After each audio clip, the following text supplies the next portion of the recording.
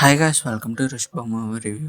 Movie అయితే బాగానే ఉంది బ్రో. అందరూ అంటున్నట్టు మరీ అంత రొటీన్గా అయితే లేదు. స్టోరీ విషయానికి వస్తే ఋషభ మహారాజు గత జన్మలో అనుకోకుండా చేసిన ఒక తప్పు కారణంగా తల్లి నుంచి శాపం అయితే పొందుతాడు. ఆ శాపాన్ని ఆ జన్మలోని మరో జన్మలోని ఎలా ఎదుర్కొన్నాడు అనేది సినిమా. ఫస్ట్ సినిమాలో ఉన్న మైనస్ పాయింట్స్ కోసం అయితే సినిమాలో విఎఫ్ఎక్స్ అంత నీట్ గా ఉండదు, అక్కడక్కడ చిరాకేస్తుంది. అంతేకాకుండా కొన్ని సీన్స్ కూడా అట్రాక్ట్ చేయవు. ఏంట్రా బాబు ఇక్కడ ఎలా తీసుకెళ్తున్నాడు అనేటట్టు ఉంటాయి. ఈ మూవీకి ప్లస్ పాయింట్స్ ఏంటంటే క్యారెక్టర్స్ భయ్య.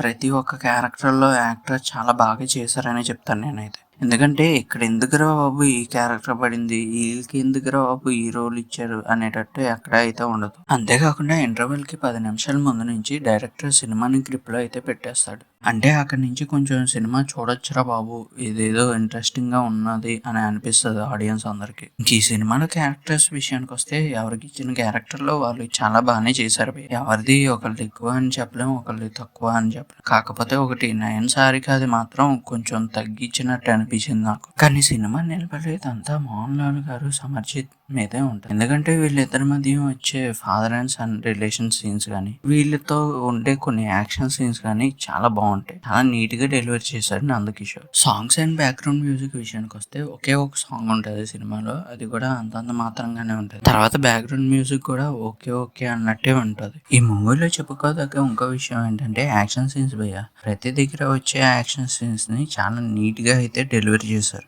సినిమాటోగ్రఫీ విషయానికి వస్తే ఫెయిల్ అయ్యాడనే చెప్తాను భయ్య. ఎందుకంటే CGI అక్కడక్కడ వర్కౌట్ అవుతుంది కానీ విఎఫ్ఎక్స్ మాత్రం ఎక్కడా వర్కౌట్ అవ్వలేదు. ఈ మధ్య అన్ని సినిమాలు మనకి ఎలా అలవాటు చేస్తాయంటే హీరోకి మాత్రమే అయిపిస్తూ ఓడి అమ్మాయి హీరో వన్ మ్యాన్ షోరా బాబు అన్నట్టు మన చేత చెప్పిస్తున్నాయి. కానీ ఈ సినిమాలో మాత్రం అలాంటి తప్పు ఎక్కడా జరగకుండా మోహన్ లాల్ గారితో పాటు సమర్జిత్ కూడా ఉండాలిరా బాబు, ఈ అబ్బాయి లేకపోతే సినిమా ఉండదు అనేటట్టు అయితే చూపించాడు. ఓకే ఇదంతా కాదు కానీ సినిమా మనం చూడొచ్చా అంటే దర్జాగా వెళ్ళి చూడొచ్చు భయ్య. ఎందుకంటే బోర్ కొట్టే సీన్స్ అయితే ఎక్కడ ఉండవు. కాకపోతే ఒకటి CGI VFX అక్కడక్కడ వర్కౌట్ అవ్వలేదు. అవి మాత్రం పక్కన పెడితే మిగతా సినిమా స్టోరీ అంతా బాగానే ఉంటుంది.